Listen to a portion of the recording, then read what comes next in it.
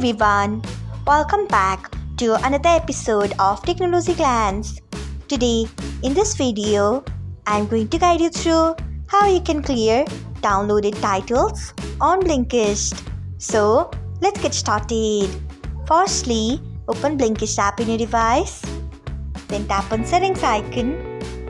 Next, scroll until you find clear download titles. Next, tap on it. So, this is how you can clear downloaded titles on Blinkist. Thanks for watching. If you found this guide helpful, we would love it if you hit the thumbs up button below. We upload great new tech tutorials like this one every day.